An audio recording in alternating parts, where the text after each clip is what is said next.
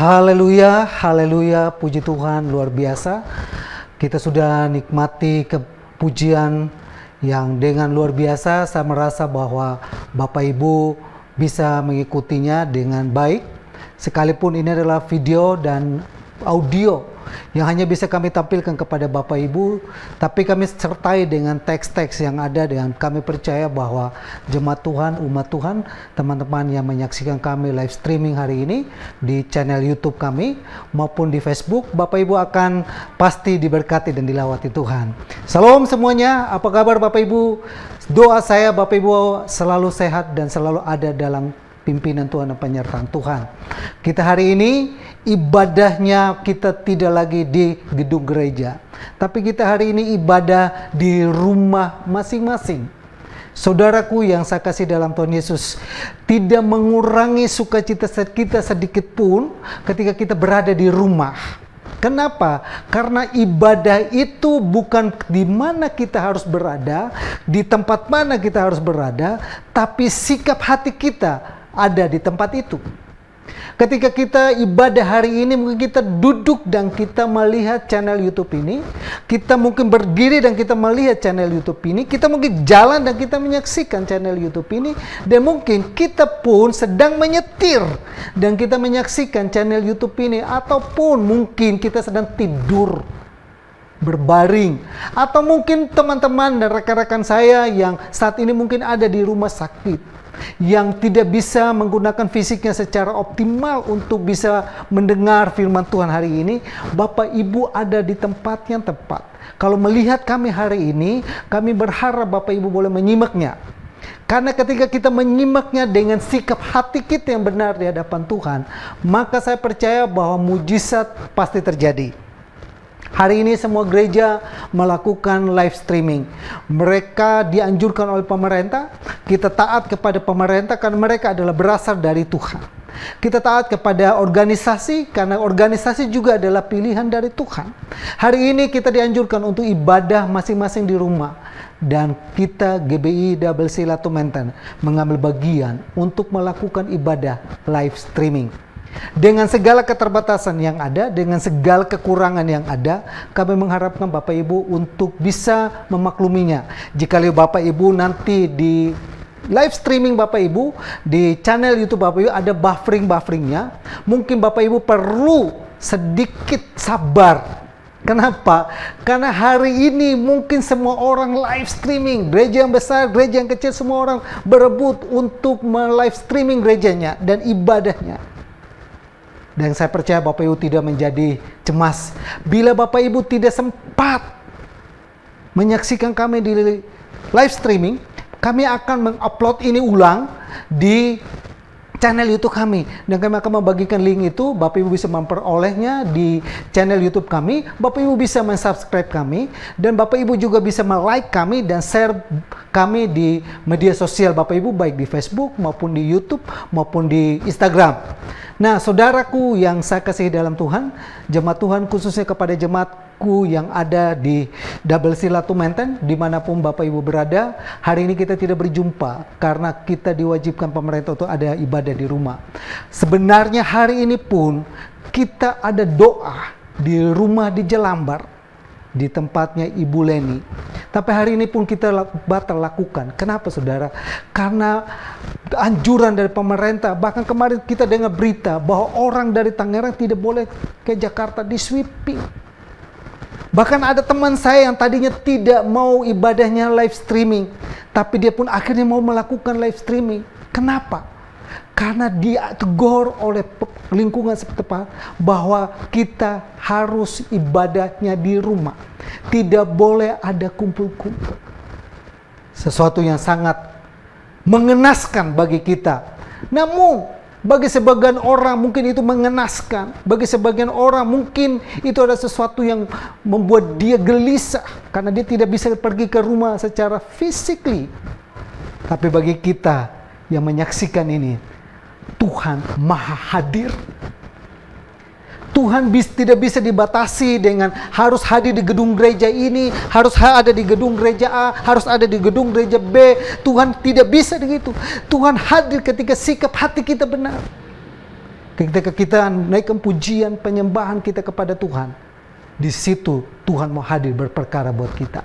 Hari ini kita belajar lewat virus corona. Kita diajarkan banyak hal.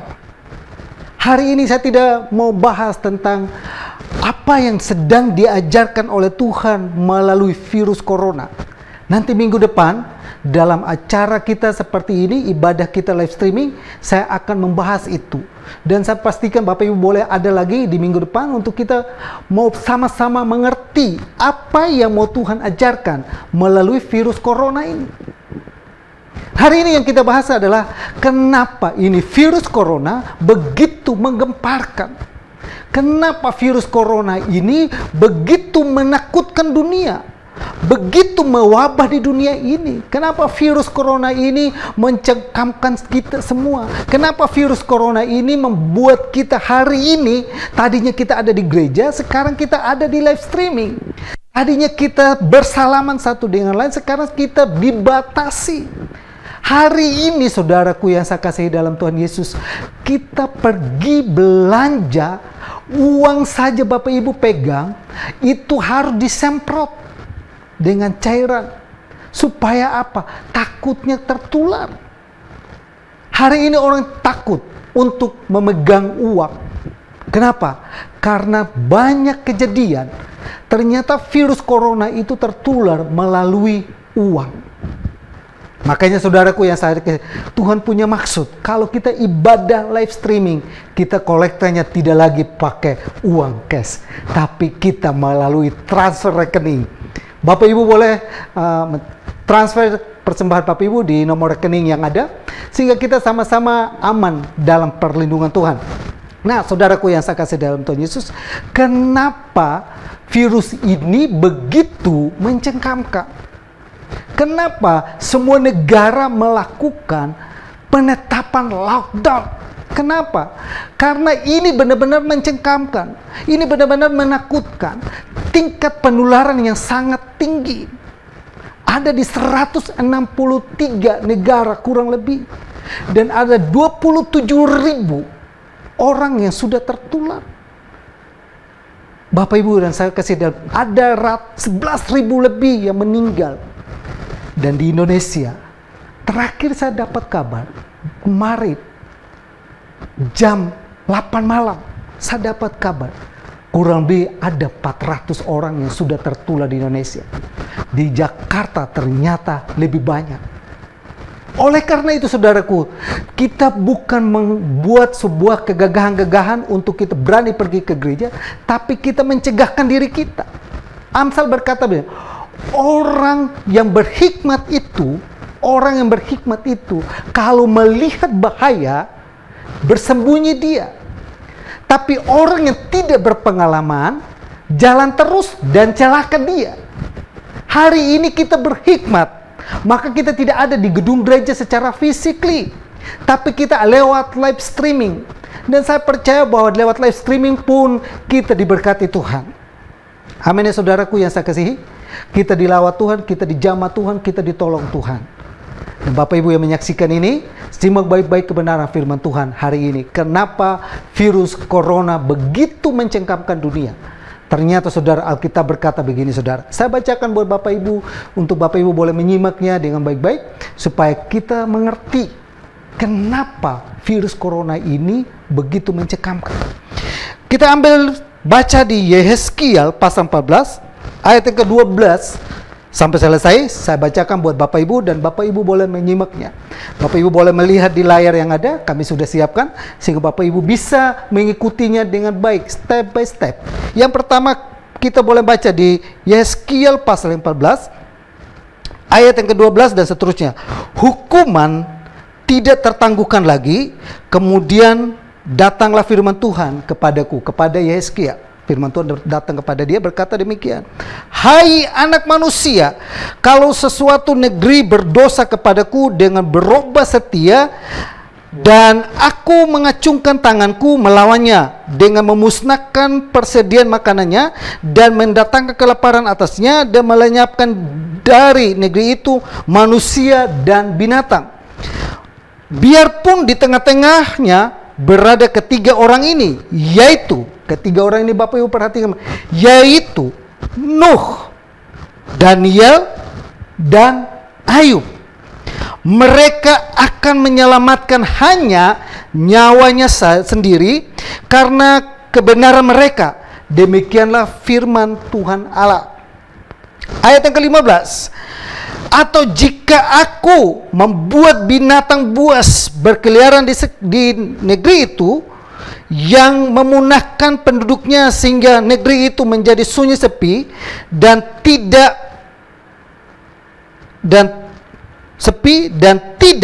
dibiarpun di tengah-tengahnya berada ketiga orang tadi, demi aku yang hidup, demikianlah firman Tuhan Allah, mereka tidak akan menyelamatkan baik anak-anak laki-laki maupun anak-anak perempuan, hanya mereka sendiri akan, atau jikalau aku membawa pedang atas negeri itu dan aku berfirman, hai pedang, jelajahlah negeri itu, dan aku melenyapkan dari negeri itu manusia dan binatang.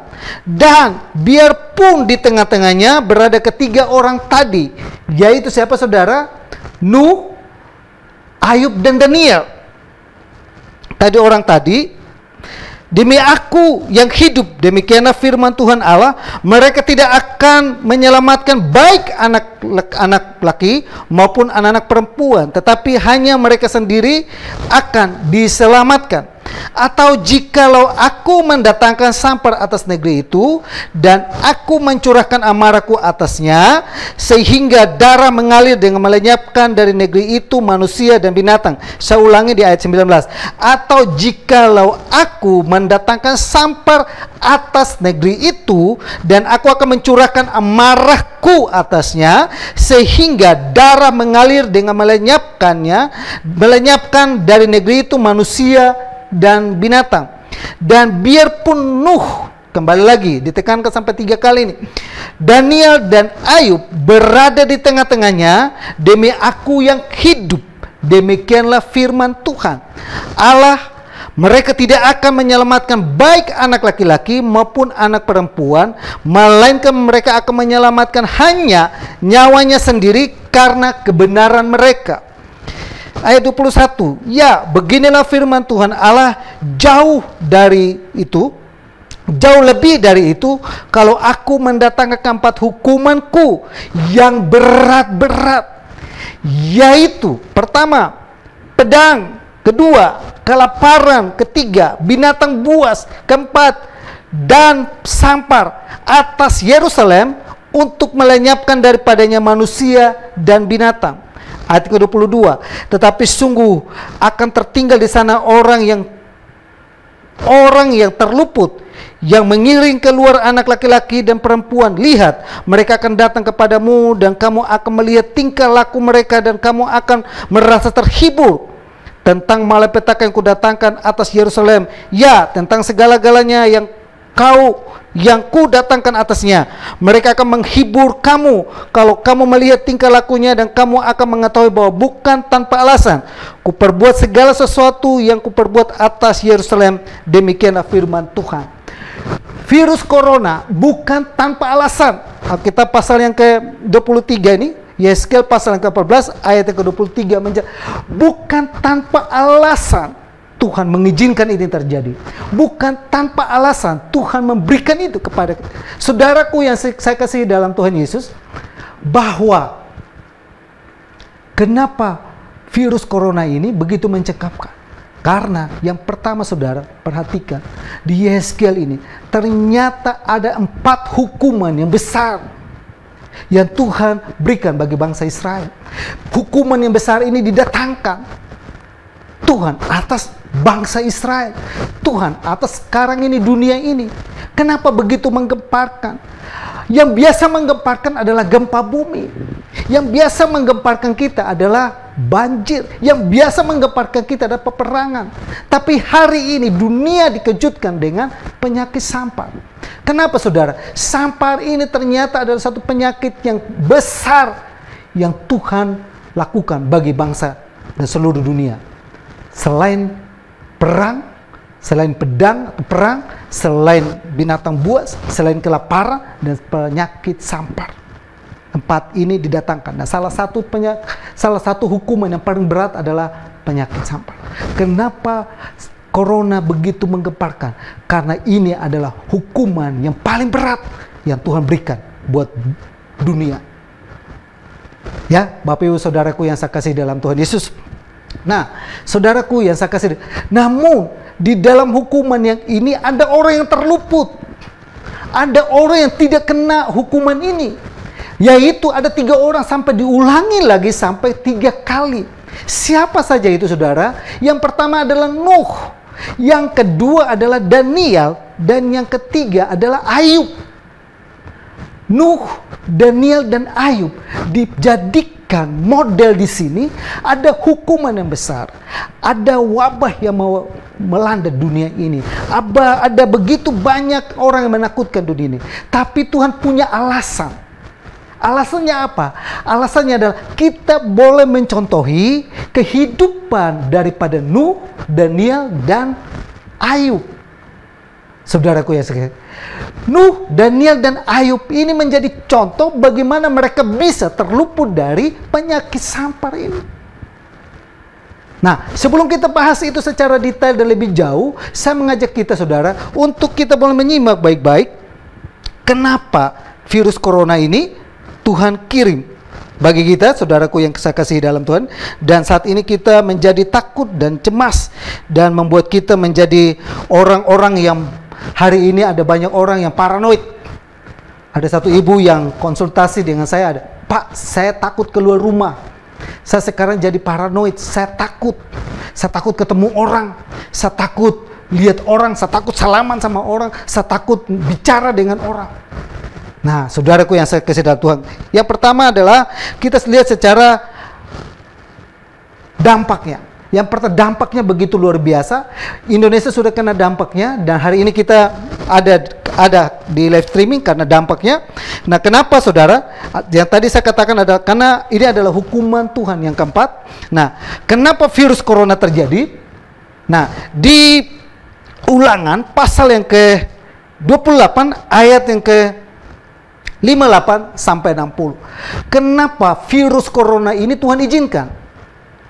Bapak Ibu tadi baca di Yeskiel, Tuhan itu membuat segala sesuatu pasti punya alasannya. Nah, alasannya ini, saudara. Alasannya ini. Kenapa Tuhan izinkan itu terjadi? Alasannya apa Tuhan izinkan itu terjadi? Alasannya adalah, saudaraku yang saya kasih dalam Tuhan Yesus, di Ulangan pasal yang ke-28 ayat yang ke-58 sampai 60 saya bacakan buat Bapak Ibu.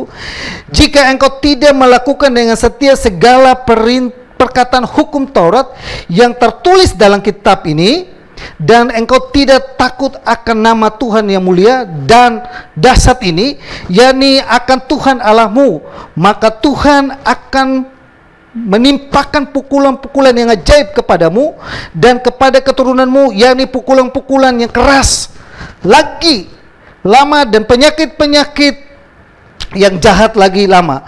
Ia akan mendatangkan pula segala wabah Mesir yang kau takuti itu kepadamu, sehingga semuanya itu melekat padamu. Wabah Mesir, salah satu wabah Mesir, tular Mesir adalah tular sampar, saudara. Nah, saudaraku yang dikasihi Tuhan, kenapa Tuhan mendatangkan itu kepada bangsa Israel? Kenapa Tuhan mendatangkan hukuman bagi kita dunia hari ini, bagi saudara dan saya, bagi teman-teman semua kita yang hari ini menyaksikan live streaming gereja-gereja yang besar? Kenapa semuanya itu Tuhan datangkan atas bangsa-bangsa? Kenapa Tuhan izinkan itu semua bangsa-bangsa, semua orang, semua merasakan dan mengalaminya? Karena ini adalah hukuman yang keras, hukuman yang berat. Yang kedua, yang pertama adalah, saudaraku yang saya kasih dalam Tuhan Yesus, saya mencatat di sini, yang pertama adalah karena ketidaktaatan manusia terhadap firman Tuhan dan Tuhan. Hari-hari ini manusia sudah tidak lagi taat kepada firman Tuhan. Mereka sudah tidak lagi mereka sudah tidak lagi takut kepada Tuhan. Mereka sudah tidak lagi menjadikan firman Tuhan itu sebagai landasan kehidupannya.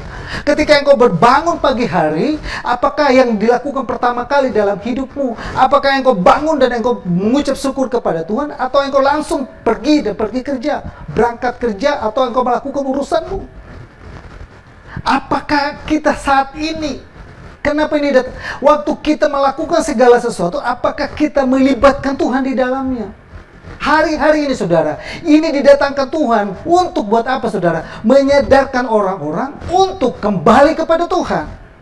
Menyadarkan orang-orang untuk kembali membaca firman Tuhan. Menyadarkan orang-orang untuk kembali memuji dan menyembah Tuhan. Ini ternyata bangsa Israel mereka abaikan. Ketika mereka masuk kepada tanah Kanaan, mereka hidup berkelimpahan, mereka ada dalam zona yang nyaman, mereka ada dalam keadaan yang semuanya tentram, mereka lupakan Tuhan. Seringkali kita selalu melupakan Tuhan. Kita tidak pernah mendahulukan Tuhan dalam hidup ini. Padahal Tuhan begitu baik. Nyawanya Dia berikan bagi kita.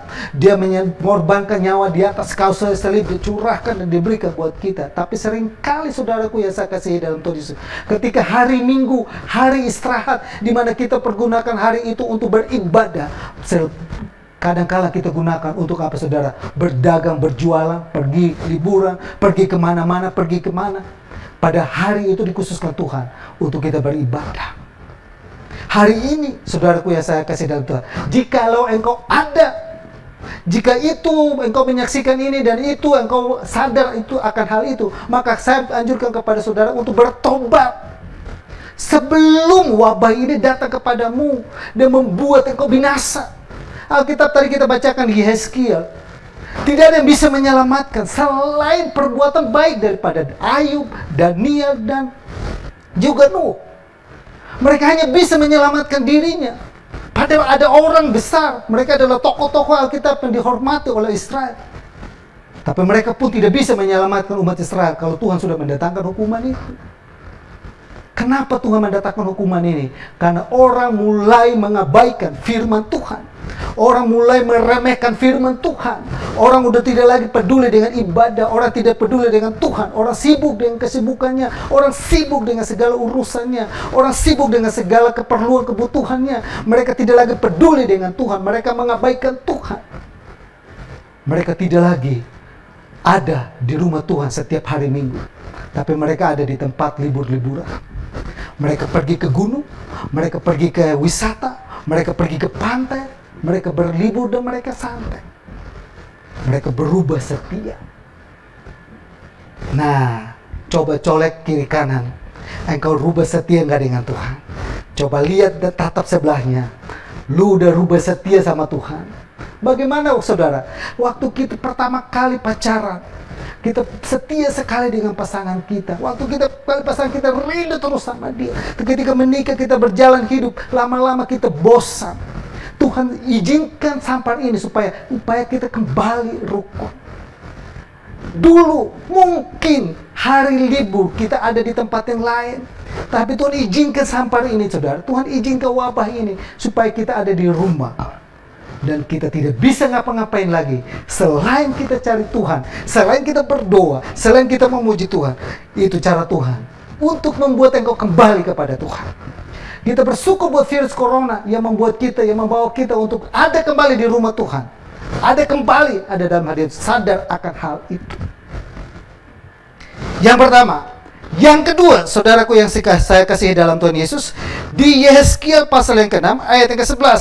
Beginilah firman Tuhan, bertepuklah dan entakanlah kakimu ke tanah dan serukanlah, awas, oleh sebab segala perbuatan kaum Israel yang keji dan jahat, mereka akan rebah mati karena pedang, kelaparan, dan penyakit sampar. Saudaraku ya, saya kasih dalam Tuhan Yesus. Yang kedua, kenapa virus corona itu diizinkan? Yang pertama, karena mereka tidak lagi setia kepada Tuhan dan firman-Nya. Yang kedua, saudara, karena perilaku manusia yang penuh dengan kejahatan. Bapak Ibu perhatikan di televisi, Bapak Ibu perhatikan di berita, hampir semua berita dari Bapak Ibu terbitnya matahari sampai terbenam, isinya apa? Konten di dalamnya apa? Terjadinya kejahatan. Dan itu makin hari makin meningkat. Manusia itu udah seperti binatang buas. Kejahatan begitu mencengkamkan, merajalela. Tapi hari ini Bapak Ibu, dengan adanya penyakit sampar hari ini, coba Bapak Ibu perhatikan. Ada nggak dampaknya buat kejahatan? Ada dampaknya. Orang yang mungkin hari ini punya niat jahat untuk melakukan sesuatu yang jahat, karena ada berita bahwa virus corona akan nanti tertular kepada dia, tidak melakukannya. Tuhan mengizinkan virus corona, tujuannya cuma satu, membuat semua orang yang berlaku curang, berlaku jahat, berlaku keji, berlaku sombong itu, mereka boleh tunduk kembali kepada Tuhan. Mereka berbalik kepada Tuhan, mereka sadar kembali kepada Tuhan, sehingga Tuhan buat mereka kembali untuk dekat kepada Tuhan. Dah, saudaraku yang saya kasih dalam Tuhan, kejahatan itu adalah sebuah dosa yang sangat besar. Mungkin kamu berkata bahwa saya tidak pernah berbuat sesuatu yang jahat, saya fine-fine aja, saya aman-aman saja, saya sekeliling saya semua enjoy, semua saya tidak ada melakukan sebuah kesalahan apapun. Tapi dalam hidup ini Bapak Ibu perhatikan, adakah pernah engkau berbohong sedikit pun? Apakah pernahkah engkau menyakiti orang lain? Apakah perkataanmu pernah membuat orang lain terluka? Apakah sikapmu membuat orang lain terluka? Apakah tatapan matamu membuat orang lain terluka? Apakah hatimu benar-benar hatimu benar-benar tulus di hadapan Tuhan? Atau hatimu penuh dengan rencana kebusukan? Hari ini engkau mungkin dalam hatimu, saya tidak tahu, engkau melihat ini, engkau menonton ini, engkau memperhatikan ini, saya percaya hatimu Tuhan kenal. Maka Mazmur Raja Daud bilang, Tuhan selidikilah aku dan kenalilah batinku. Kenapa? Karena kejahatan itu bersumber dari hati ini. Jika hati ini sudah punya niat, maka akan tindakan yang dilakukan. Maka virus corona Tuhan hadirkan, tujuannya cuma satu, mau membuat engkau yang selalu ingin berbuat jahat kembali kepada Tuhan. Dan engkau akan terima mujizat Tuhan. Yang ketiga adalah saudaraku yang saya kasih dalam Tuhan Yesus. Di 2 Samuel pasal yang 24 ayat yang ke-15, saya bacakan buat kita semua. Jadi Tuhan mendatangkan penyakit sampar kepada orang Israel dan dari pagi hari sampai waktu yang ditetapkan. Maka matilah dari antara bangsa itu dan dari sampai Betseba 70.000 orang. Bapak Ibu perhatikan, sampai waktu yang tidak ditentukan, gak ada batasnya. Sampai waktu yang tidak pernah Tuhan tentukan, kapan ini selesai, kapan ini berhenti, kapan wabah ini selesai. Ditetapkan oleh pemerintah ini ada 2 minggu, bahkan kemarin sudah diperpanjang sampai bulan Mei. Berarti sampai bulan Mei kita terus berada dalam live streaming. Ya, buat sebagian gereja ini adalah sesuatu yang menghematkan. Kenapa? Karena kita mungkin tidak keluarkan biaya operasional yang tinggi. Tapi buat orang-orang tertentu merasa hari-hari ini mereka merasa takut. Kenapa? Karena cukup lama sampai bulan Mei. Kapan ini berakhir? Apakah sampai bulan Mei pun sampar ini berakhir? Virus corona ini akan berakhir? Diprediksi saudara, 2 minggu ke depan akan sampai 2 minggu sampai 3 minggu ke depan akan sampai 10.000 orang yang tertular di Indonesia. Saya bukan sekedar menakutkan Bapak Ibu, tapi saya mau katakan kepada Bapak Ibu, yang ketiga adalah saudara, Tuhan mendatangkan sampar ini kepada Daud. Karena Daud waktu itu mau maju berperang, dia coba-coba untuk menghitung kekuatan daripada pasukan bangsa Israel. Dan Tuhan marah. Artinya apa saudara? Daud mulai mengandalkan kekuatannya. Daud mulai mengandalkan manusia. Daud mulai tidak lagi mengandalkan Tuhan. Daud selalu mau menghitungkan pasukan saya berapa, kekuatan saya berapa, tenaga saya berapa, siapa di belakang saya, siapa tentara saya, siapa orang terbaik saya, siapa pilihan saya. Daud sudah mulai memperhitungkan itu semua. Dan dia lupa bahwa yang membuat itu semua adalah Tuhan. Dia lupa bahwa dia yang pasukan kecil pun Tuhan berperkara untuk menunggabalikan musuh-musuhnya. Dia udah mulai lupa. Nah hari ini saudaraku yang saya kasih dalam Tuhan, Yeremia 17 berkata begini, terkutuklah orang yang mengandalkan manusia dan kekuatannya, tapi diberkatilah orang yang mengandalkan Tuhan. Saudaraku yang saya kasih dalam Tuhan, apakah kita berada dalam pilihan seperti apa? Apakah kita pilihan seperti Daud yang coba berusaha untuk mengandalkan kekuatannya? Daud yang tadinya ditolong Tuhan, dimampukan oleh Tuhan untuk berjalan maju dan menang, tapi dia lupa semuanya itu ketika dia mulai punya pasukan, dia mulai punya kekuatan, dia lupa ke Tuhan, dia tidak libatkan Tuhan dalam kehidupannya. dia mulai mengandalkan kekuatannya. Kalau engkau mengandalkan kekuatanmu, kalau engkau mengandalkan hartamu, kalau engkau mengandalkan relasimu, kalau engkau mengandalkan apapun, Tuhan mau datangkan sampar itu, virus corona dalam hidupmu, mengajari engkau untuk engkau berbalik kepada Tuhan, bahwa hanya Tuhan yang bisa menjadikan engkau menang, hanya Tuhan yang bisa membuat engkau berhasil, hanya Tuhan yang bisa membuat engkau sukacita, hanya Tuhan yang bisa membuat engkau menang atas segala pergumulan, hanya Tuhan yang bisa menyembuhkan penyakitmu, hanya Tuhan yang bisa melalukan semua itu dari dalam hidupmu. Mari kita renungkan baik-baik. Nah, saudaraku yang saya kasihi dalam Tuhan Yesus, pada konteks ayat yang kita baca di Yeskiel, memberikan 3 contoh orang yang terluput dari sampar, dari kejadian yang besar ini. Yang pertama adalah Nuh, saudaraku ya. Bapak Ibu perhatikan di kisah Nuh. Nuh mendapat kasih karunia di hadapan Tuhan, karena dikatakan Nuh hidup benar di mata Tuhan. Nuh melakukan tepat seperti yang difirmankan Tuhan kepadanya. Kalau engkau melakukan tepat seperti apa yang firman Tuhan sampaikan kepada kita hari ini, engkau melakukan itu, engkau mengerjakan firman Tuhan, engkau setia melakukannya, percayalah engkau akan luput dari virus corona. Yang kedua, di situ dikatakan adalah siapa, saudara? Daniel. Daniel yang diperhadapkan kepada gua singa. Dia harus menyembah patung berhala itu. Dia harus menyangkal Tuhannya. Dia dituntut untuk meninggalkan Tuhannya. Dia dituntut untuk melupakan Tuhannya. Tapi kalau dia tidak lakukan, maka nyawa taruhannya. Kita belajar dari Daniel, ada belajar apa, saudara? Belajar untuk apapun yang terjadi. Jikalau Tuhan tidak tolong, saya tidak akan menyembah patung yang Tuhan dirikan itu. Punya iman seperti Daniel. Iman yang di dalamnya dikatakan iman yang mau mempertaruhkan nyawanya. Iman yang benar-benar mengasihi Tuhan. Iman yang tidak mau sedetik pun digeser. Tidak sedetik pun mau digeser tinggalkan Tuhan. Tidak sedetik pun mau dipengaruhi untuk meninggalkan ibadah. Tidak sedetik pun dipengaruhi untuk mengandalkan kemampuannya. Tidak sedetik pun untuk tidak setia, berubah setia kepada Tuhan. Dia tetap mau setia kepada Tuhan apapun yang terjadi.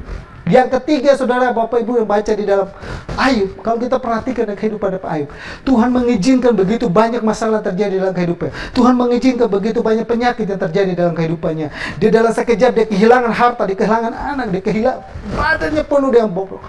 Tapi Tuhan selalu menolong dia. Apa yang membuat Ayub menjadi contoh dalam konteks ini?